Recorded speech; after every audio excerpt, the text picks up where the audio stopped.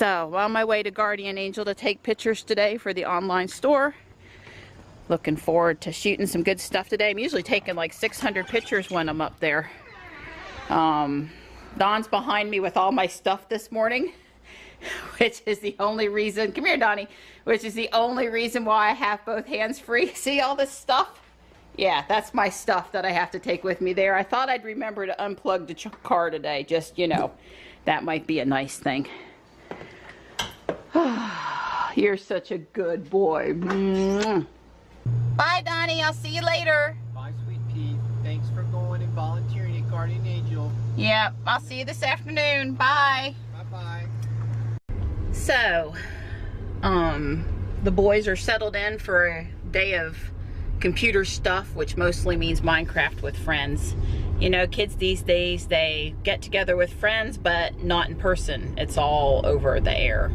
But hey, they've got friends and they share interests and they seem to have a good time. And parents are often working or busy and can't get the kids that are spread out closer together. So, you know, it works. I wanted to talk for a minute about range anxiety and how people feel about driving an EV and stuff like that. So I guess I wanted to start out by saying that, you know, today's day 42 with the car. So we've had it over a month now, and not once have I been inconvenienced by the fact that I have an electric car with a battery instead of a gasoline car. Not once. Most days I'm driving between 80 and 150 miles, it seems, while the boys have been on vacation. I didn't go add that up on a spreadsheet, but I'm just remembering how much the car said that it needed to drive at night. We have been to 2 superchargers in 42 days, and both times we went more just because we could than because we had to. I mean, really, both times we didn't have to. So that really wasn't a big deal. So I know we have a 100D battery pack, and some people might say, well, you know, did you really need a 100D? And the answer is probably not. We didn't get it because we were ever worried about range anxiety around town. We got it because it gave Donnie more of a comfort level when I'm out by myself, because I do go by myself a lot, and with the kids and everything, and sometimes other people and their kids. So that's kind of important. Number 2 is we plan to have this car for a really long time, so why wouldn't you get the best technology available at the time of purchase?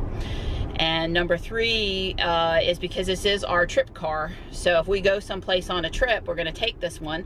Now there's plenty of superchargers or destination chargers, type 2 chargers, level 2 chargers that we could go to. But, you know, we'd like the extra convenience of not having to do that, really, you know, to worry about it, the extra cushion to make a choice. Well, we'll skip this one, we'll go to the next one or whatever. So, but it was never about range anxiety around town. So yesterday we were watching Zach and Jesse on Now You Know, and they did a little blip on the new Chrysler Pacifica plug-in. And the thing that was so startling, and you know, they were kind of surprised or frustrated with it too, I think, my opinion, was that it's a, you know, plug-in car with really good range, but only in California are they going to advertise it as a plug-in car. Everywhere else, it's just, they're just going to talk about how good the mileage is or how good the range is. And the reason why is because they think people are still afraid of it. So, you know, I get it that my paradigm about EVs is different because of Don and, you know, where I live and who I am and what job I've had and, you know, that kind of thing. You know, it's okay for me, but maybe there are really people out there that are worried about the range part. I haven't talked to anybody locally that knew enough about what I was driving and had enough questions to be concerned, but you know, if they did, obviously I would tell them that, you know, they're worrying about the wrong thing, I guess. But that just seemed really wrong to me. I guess I also questioned too as to, and this is just, again, my opinion, why would you want both systems on a car? Why would you want an EV battery system and a internal combustion engine system in the same car with all that potential that could go wrong when you could just have the, you know, EV system? I don't know why you would want both. I think plug-ins had a really great place in the beginning when the batteries weren't as good and the range wasn't as great and people were getting used to them. But I would kind of hope at this point we were moving away from that. I know I've seen some articles where they basically think, you know, they don't see EVs as a transition, or they think EVs are going to be here for a long time to come because people are worried about range. But really, I sort of don't get it, because, you know, almost everything out there has enough range for your day-to-day driving. And so what if you make a trip one time a year and you're really, really not comfortable with your range? You could rent a car for that trip. So I don't know. I just kind of don't get it. But I did want to say, you know, I'm out in the car all the time, most of the time by myself or just with kids. I am driving this car just like any other car. It works for me as a mom. I'm not inconvenienced. I'm not worried.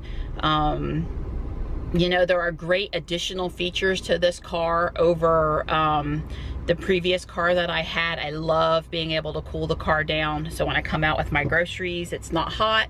I love the navigation up on the screen. If I did, you know, I had navigation on my phone, but that's nice.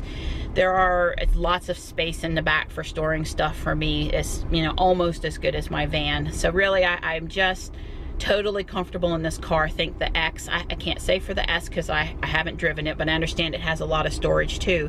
You know, this is a great car for a family or for a mom. I mean, it totally works. And I certainly want to be the kind of person that helps people want to adopt EVs, wants to go, you know, hey, look, she's driving an EV, you know, with her kids, she's shopping, she's doing all these normal activities, and hey, I could go get an EV and I could do that too. That could work for our family. I want to be a proponent of that.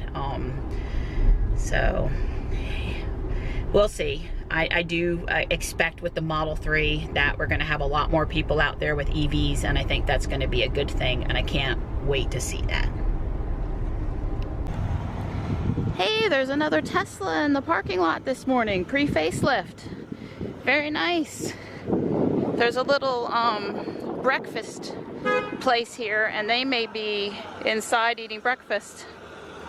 This is a 85. Way cool. Sweet.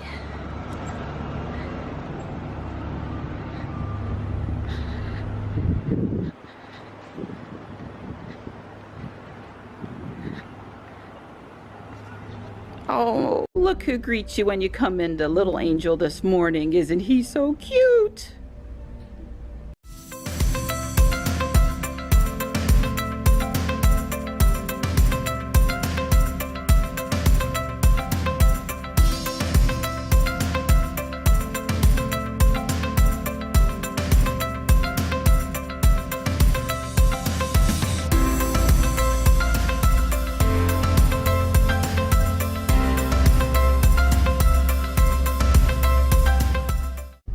It's Wednesday, and you know what Wednesday is? Sparring night. And what's sparring night mean?